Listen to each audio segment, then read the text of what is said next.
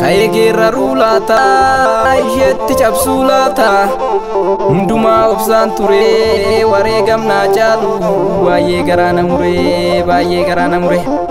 talilato ya bishaan laga hambo kan du'e silaa du'e of jabeessi jaallanko garagama dhakaan konkolaate maal godhu lammiiko keettotu si nyaate keetton kuni maali yoona jaalu laalu yoon taddasa laalu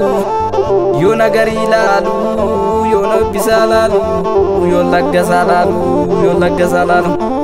xaafin gaaran taatu yoo sululaa malee dhiqaalaan nuuf hin taatu yoo saba koo malee eekkamsi baay'annaan lafatuu si gigaata lammii koo wal nyaachiste eessumatti baata.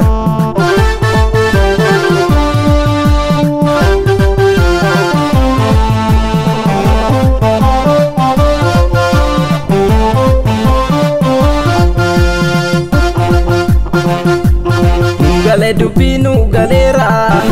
warega malami isa wagadera warega malami isa wagadera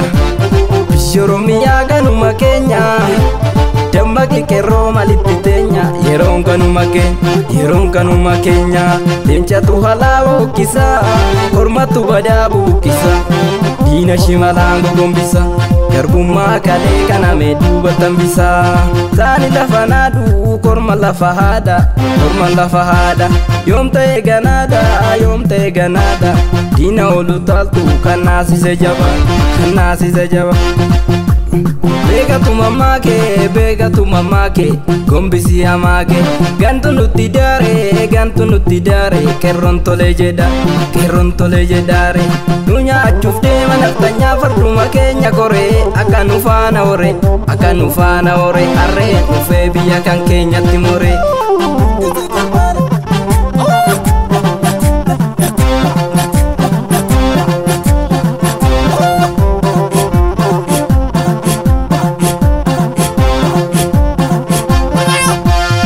dura bae irade micha tolandi dudu warre bija nudi ada kamna irrecha gadisa ilman oromo endutti decha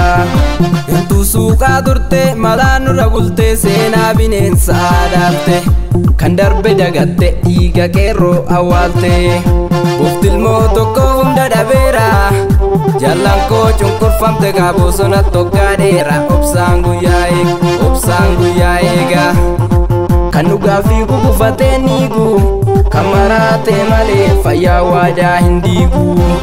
wobo mudidate ingatin kilashike gantu biya ijara menudige kopai jabe fadu mudike wobo mudidate ingatin kilashike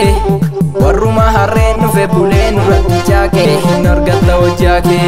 yake roko waljabesa uba wobo ko kilashi irratti chalesa harka wal kamnenu waljabesa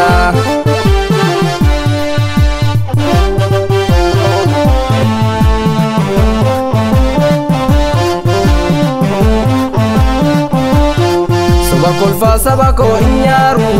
woboko fakala midaf kanalu ya warra garaftaru kayeta nambada anagarana bubate ilmana oromo dini ma toko nubate uto takale kalate inu silangate ache komada balate usuna yoba umalele nchimbo bokisu yake waregam tuna marra fokisu wambale mbiyo ma kunundorsisu ikira duwati malil lalabde aka duwa dufte gara kufte maluma dabde